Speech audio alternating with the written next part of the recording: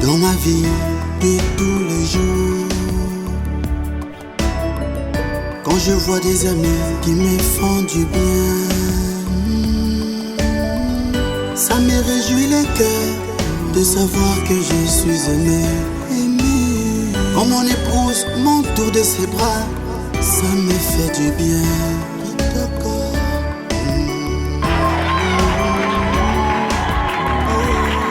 Un petit tour à la mandarine pour les gâteaux.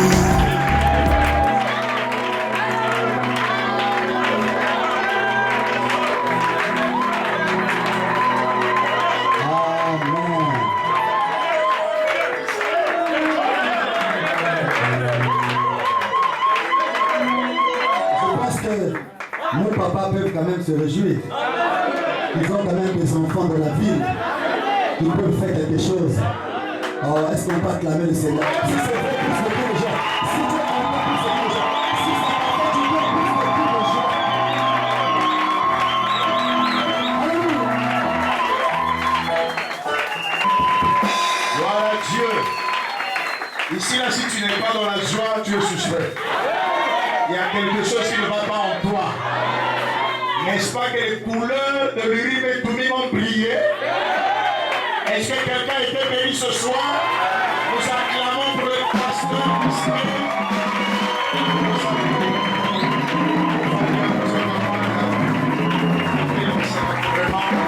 C'est merveilleux. Ah là là, c'est comme si le temps était coupé et que nous étions maintenant rentrés dans l'éternité. Je voulais même qu'on puisse lui donner encore du temps. Mais bon, comme tout ce qui commence termine toujours, alors nous bénissons le Seigneur pour cette jeunesse dynamique avec un sang chaud et qui n'est pas là pour combattre les anciens. Un petit qui est suscité pour combattre le même ennemi de l'ancien. Je pense qu'avec ça, nous irons de l'avant. Nous voyons les gens qui tiennent les mains de Moïse. Parce que la victoire de Moïse, c'est la victoire de tout Israël. Ça, c'est une bonne vision que Dieu les bénisse richement. On acclame encore très fort. Gloire à Dieu. Alors, quand les enfants qui sont chauds viennent, alors il faut qu'il y ait un ancien qui vienne avec une voix douce, avec une autre atmosphère, mais remplie de sagesse, remplie de bons conseils. Est-ce que quelqu'un dit Amen? C'est un homme qui a déjà parcouru le chemin et qui connaît, comme l'histoire des deux personnes qui étaient en train d'escalader les montagnes. Le jeune était tellement dynamique qu'il est parti très loin. Il est arrivé au-dessus de la montagne, il commençait à crier: je suis premier, je suis arrivé. Et quand l'ancien est arrivé derrière lui, il a dit: attention, au-dessus de la montagne, le vent est très fort. Si tu t'élèves, ça peut t'emporter. Quand tu arrives ici, il faut te baisser parce que le vent peut t'emporter. Et il a regardé l'ancien, il a dit: tu as raison. Une fois que tu es élevé, une fois que les épreuves et les problèmes sont durs encore, il faut l'humilité parce que monter c'est descendre et descendre c'est monter. Il a fallu un ancien qui pouvait donner ce conseil-là aux jeunes. Alors ce soir, je suis très heureux. Après, en fait, cette agitation correcte qui nous font pénétrer aussi dans le sanctuaire de l'Éternel, nous sommes heureux encore d'appeler l'ancien typologue pour venir nous parler comme un ancien. Et celui-là, c'est un ancien qui mérite tout l'honneur.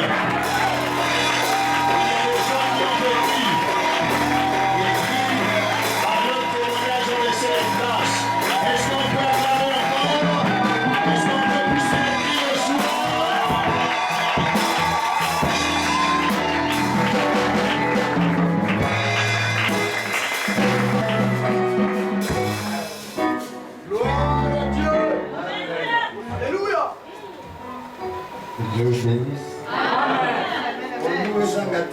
Amen. En Congo. Vous savez, au Congo, on peut faire la fête. On peut mettre les meilleurs plats. Amen. Ici, s'il n'y a pas le sakasaka.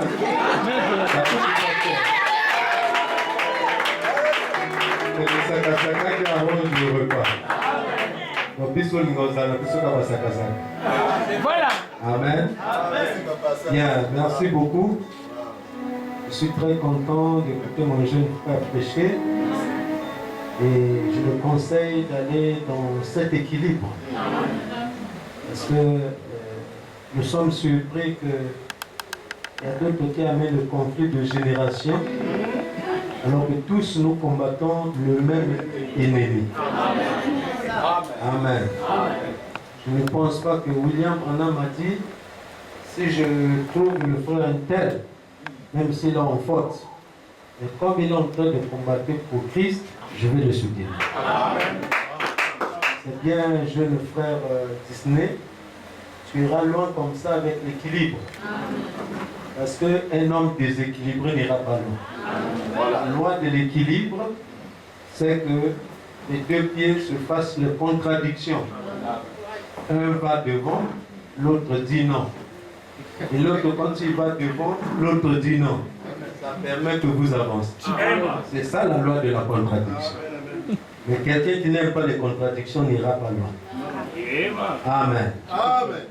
Si nous devions échouer, c'est que les jeunes ont échoué. Parce que c'est nous qui avons fait ces jeux. Voilà. N'est-ce pas ça? Si les Éphésiens 4 ont échoué, c'est que frère Branham a échoué. Parce que dans un adieu, on ne voit pas seulement un messager. Et l'on voit un messager avec des auxiliaires. Si les auxiliaires ont échoué, c'est que le messager a échoué. Amen. Donc, nous sommes très contents de voir qu'un jour, vous savez, on peut avoir, vous connaissez la course de témoins, avec un petit machin. Quelqu'un peut commencer, il court, il te donne le témoin. Tu cours, tu gagnes. Et tous les applaudissements seront sur toi. Oublions que si lui n'avait pas donné le témoin, tu n'allais pas gagner. Amen. Je suis très content d'écouter des jeunes gens qui soutiennent la même cause.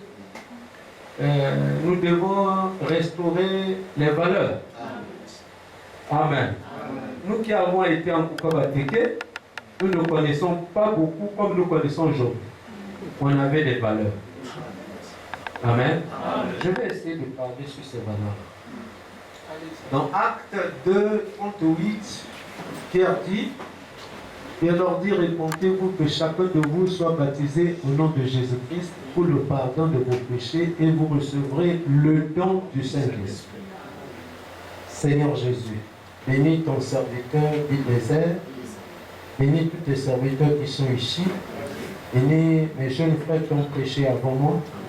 Est-ce que tu leur donnes encore, Seigneur Jésus, l'onction, afin qu'ils puissent continuer dans ce chemin. C'est un chemin des montagnes et des vallées, et que toi tu puisses les aider. Aide-moi Jésus, afin que nous puissions sortir ici dans la joie. Au nom de Jésus-Christ. Amen. Bien, vous pouvez vous asseoir. Merci beaucoup pour mon frère Bilbézer. Et nous croyons que tous nous combattons pour la même cause. Amen. Tous nous avons le même patron. Et le patron, c'est Jésus-Christ. N'est-ce pas ça? Nous avons aussi été jeunes, mais en marchant, j'ai commencé à écouter des jeunes filles, des jeunes garçons m'appeler papa. Moi, on m'appelle papa, et nous d'ailleurs comme ça, on m'appelle papa. Non, il a compris. Demain, on m'appelle papa. Je me suis dit, ah non, c'est sérieux. Quand je vais au miroir comme ça, je me rends compte que, oh, et je commence à avoir des rides. Amen. On finira par arriver. Chacun de nous est un ancien. Voilà. Tu ne peux pas rester pour toujours un jeune. Non. Si tu as déjà une église comme mon jeune frère vient de prêcher, c'est déjà un ancien. Voilà. Puisqu'il aura des ministres, voilà. Ils vont l'appeler qui? Ancien, non? Bien. Ce que l'on sème, c'est ce que l'on va récolter. Mais c'est pas ça. Amen. Si nous sémons la discorde, nous allons récolter quoi?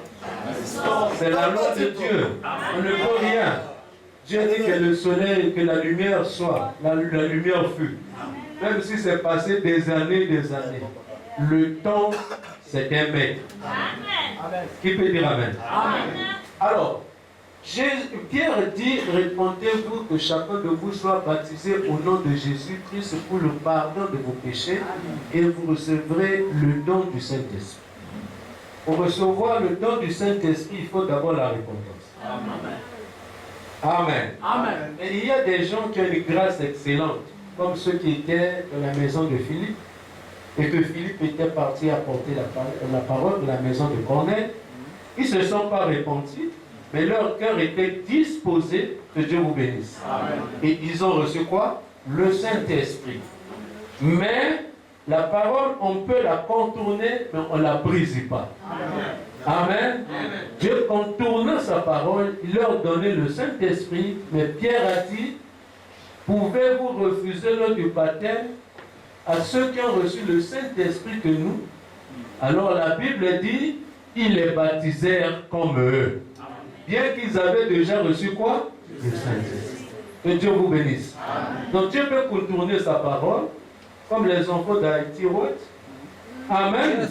Ils n'étaient pas baptisés, mais tellement que leur maman avait cru, ils ont reçu le salut, et ensuite ils ont été quoi? Que Dieu vous bénisse. Dieu ne brise jamais sa parole. Alors, mes frères, je vais parler de deux choses. Je vais parler de la connaissance, comme mon brave frère l'a dit. Vous ne pouvez pas connaître la valeur d'une chose si vous n'avez pas la connaissance de cette chose. Amen. Est-ce que vous dites Amen? Amen. Nous vivons à l'âge où la connaissance est nécessaire. Jeunes gens, la connaissance aujourd'hui de Dieu est nécessaire. Amen. Dans la pyramide, il y a la connaissance. Amen. Si vous n'avez pas la connaissance de Jésus aujourd'hui, vous allez adorer Satan à la place de Jésus. Amen. Est-ce que vous dites Amen? Amen. Regardez notre frère Martin. Il était en train d'adorer. Alors qu'il adorait, un Satan est venu comme Jésus. Avec des pantoufles en or, avec une couronne. Il lui dit, adore-moi. Malheureux, c'était Jésus. Qui peut dire Amen? Amen. Mais ce n'est pas ça ce qui a compté pour Martin. Martin a fait tourner son disque dur dans la connaissance. Oh, je vais écouter Amen.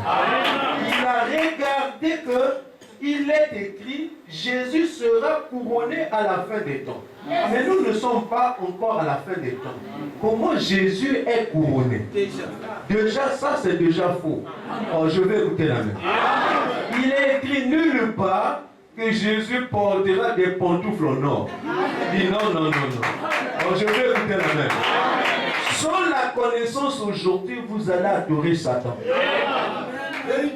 Et la connaissance, dans la parole de Dieu, il y a la connaissance linguistique et la connaissance spirituelle. Vous devez avoir la connaissance spirituelle.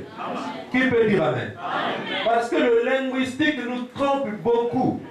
Je vais prendre un exemple. Je dis à mon brave frère, va me chercher une souris. J'en ai besoin pour l'ordinateur. Il va me chercher un pot. Hein? Il va me chercher un pot. Est-ce qu'il a mal fait? Non. Il n'a pas compris ce que je voulais dire. Oh, je vais écouter la main. Souris, poco et souris, ça c'est la même chose. Mais c'est que chaque langage, chaque domaine a son langage. Amen. Qui peut dire Amen? Dans l'informatique, il y a souris. Il y a aussi des souris dans la maison. Mais si tu ne connais pas différencier les deux, alors je vais écouter la main, tu auras la confusion. C'est ça ce qui se passe aujourd'hui dans le message. Oh, qui peut dire Amen? Alors c'est une connaissance. Voilà pourquoi Branham disait, quand vous lisez la parole, vous devez creuser. Parce que tout ce qui est chair sous la terre est toujours creusé. Vous ne trouverez jamais du diamant à même le sol. Vous ne trouverez jamais de l'or à même le sol. Il faut creuser dans les profondeurs. Oh, je vais écouter la main.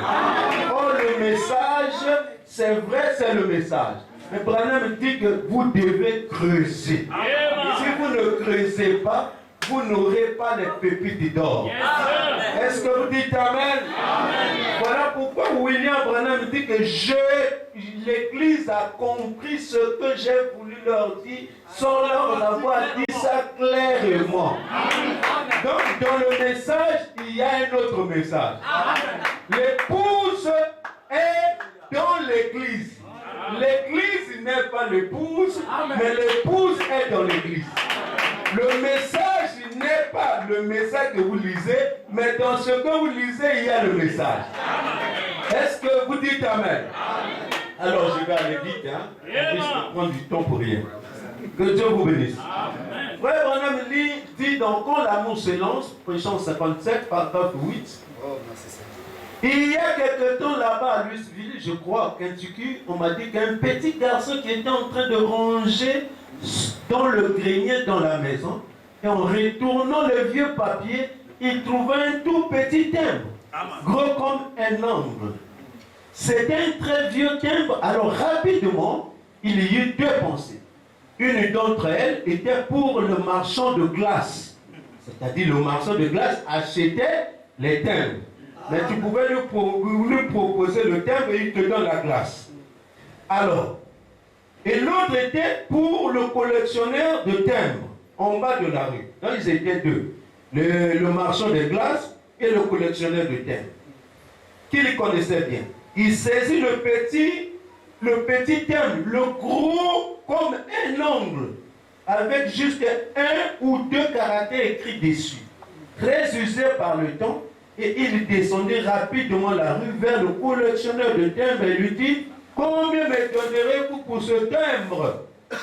Ah, écoutez, vous voyez, le collectionneur de timbres le regardait par-dessus ses lunettes. Parce que quand il a amené le timbre, il a dit: tu me donneras combien? Le collectionneur a regardé le timbre, il a trouvé que c'était un objet de valeur. Mais celui-là qui l'a amené ne connaissait pas la valeur. Est-ce que vous dites Amen? Et là, de le regarder sur les lunettes, il a regardé comme ça. Il dit: quel est cet idiot qui vient me demander combien je vais lui donner, alors que c'est lui qui devait donner le prix. Oh, que Dieu vous bénisse. Il y comprenait, il le regardait au-dessus de ses lunettes, et il comprenait que ce terme était ancien. Notre petit gars s'attendait à recevoir le 500 pour une glace. Mais le collectionneur de timbres marchait avec lui pour $1. Lui, il attendait à avoir 10. Mais voilà que le collectionneur de timbres lui a donné 600 ou 500. Il dit: ah! Et le continue à timbre 500. Vous voyez le manque de connaissance. Oh, je vais écouter la main. Quand vous n'avez pas la connaissance de valeur, vous allez piétiner le diamant. Vous allez piétiner la parole de Dieu.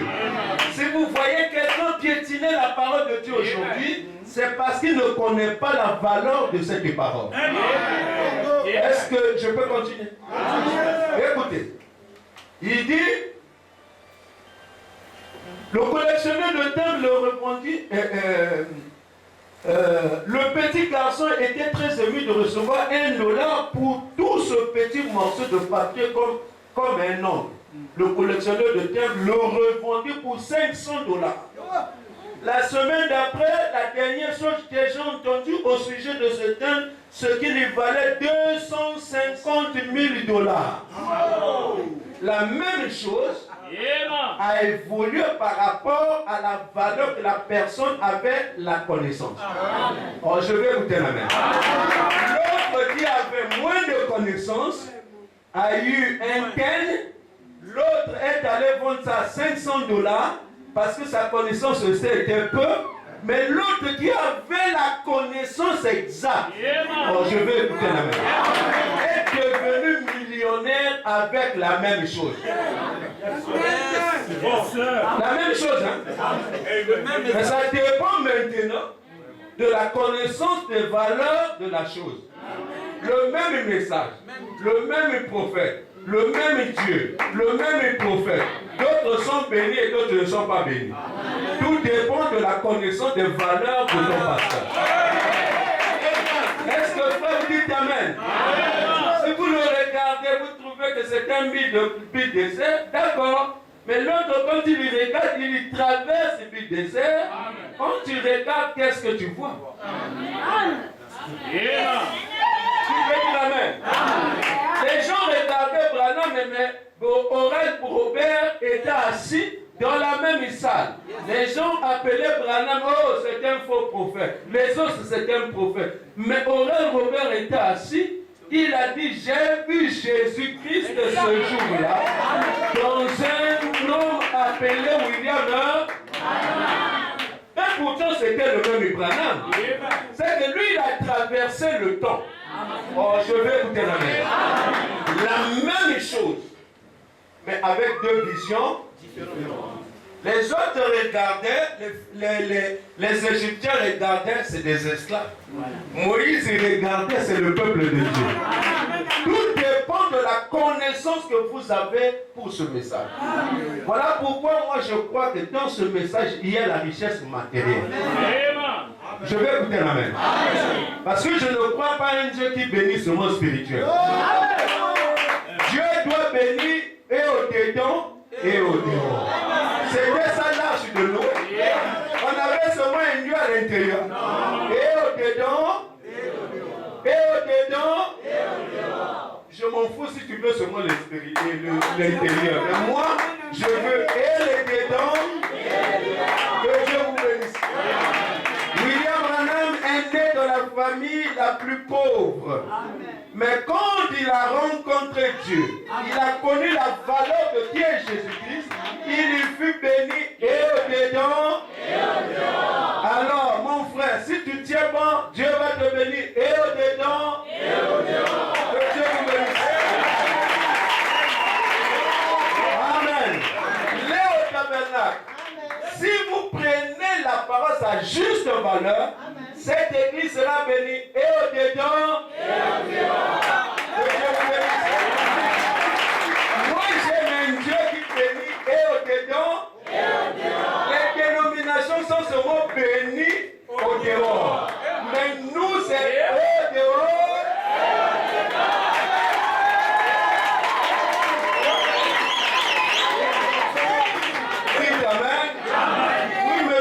Je crois c'est Jésus. Et quand tu arrives là-haut, c'est un franc-maçon. Alors je m'en fous. Vous savez, vous dites que je suis mon franc-maçon, c'est la jalousie. Et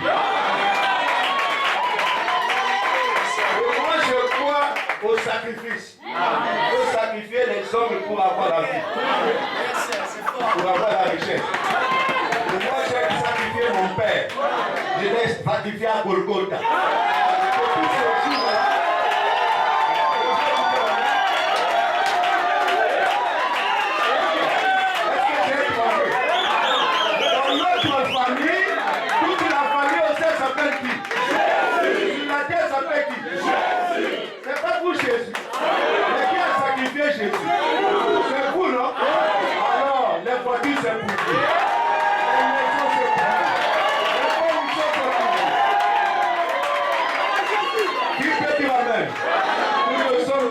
Petits sacrifices des neveux, ça c'est des francs-maçons. Nous sommes au-dessus de la franc-maçonnerie. Et même ils appellent William Branham le grand maître.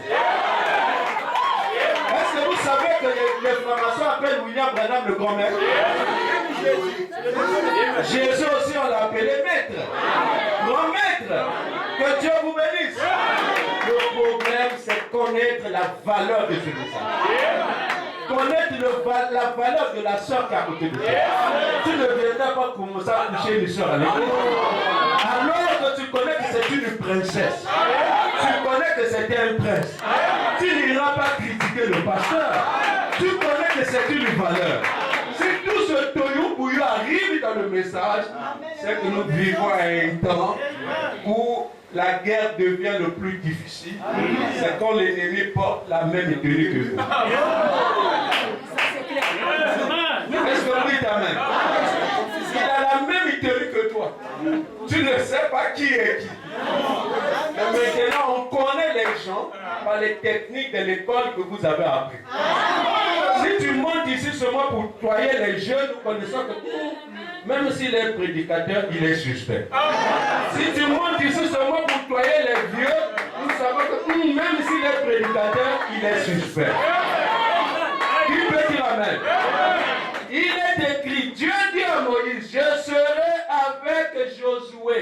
Je serai avec Josué comme j'ai été avec qui? Moïse. Moïse c'était un jeune? C'était qui? Un ancien? Qui peut dire amen? Jean pleura. Amen. S'il n'y avait pas quelqu'un pour prendre le livre, la race adamique était quoi? Perdu, n'est-ce pas? Un des anciens, un des vieillards a dit, nous les anciens, nous sommes pour calmer la jeunesse. N'est-ce pas ça? On a donné Dieu, calme-vous, n'ayez pas peur. Jésus va te bénir. Un petit ne va pas vite. Laisse le temps au temps. Nous, pour arriver là où nous sommes là, on a fait le chemin. Suivre seulement le chemin. Frère Branham dit, un jour il avait une torche et qu'il devait aller à la maison. Un monsieur lui a dit, oh, monsieur, mais comment? Tu vas lui dire, je vais à la maison. Mais comment tu vas arriver? Il dit, avec la lampe que j'ai dehors. Mais la lampe là devait voir à la maison. Il dit, non. La lampe me fait voir petit à petit, jusqu'à ce que j'arrive où? Petit à petit, Dieu va vous bénir. Est-ce que frère vous dites amen? Vous voyez ce jeune homme, s'il avait la connaissance de la valeur du thème, il n'allait pas répartir dans le grenier. Si tu repars dans la vie du monde, c'est parce que tu n'as pas connu la valeur de ce message. Est-ce que vous dites amen? S'il avait connu la valeur de ce timbre-là, le frère Branham dit quelque part, ça n'avait plus de prix. Donc, le prix augmentait par rapport à la personne qui avait quoi? La connaissance de la valeur. Ce message est une valeur. Est-ce que vous dites amen? Quand vous apprenez à sa juste valeur, frère, il n'y a rien d'impossible. Ça, je vous dis, il n'y a rien de quoi? L'impossible n'est pas notre langage. Soyez positif. Donc, chaque chose que vous faites, soyez quoi? Positif. Amen. Après tout, frère Branham, il y a eu un prédicateur qui prêchait, il salue frère. Il va être prêché. Alléluia. Mais frère Branham ne comprenait pas. À la fin, il lui pose la question. Quelle est cette manière de prêcher? Tu prêches, tu fais, tu viens me saluer. C'est quoi? Il dit, oh frère Branham, tu ne comprends pas. C'est que ma batterie se décharge. Et chaque fois que je te salue, je me recharge. Le William Branham est une charge.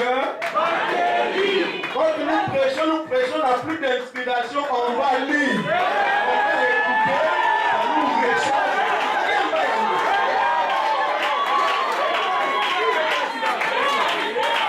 Dites amen. Quand vous voyez le pasteur de ce message, dit ah, toujours dit frère Branham, il y a quelque chose de bas. L'onction est une personne.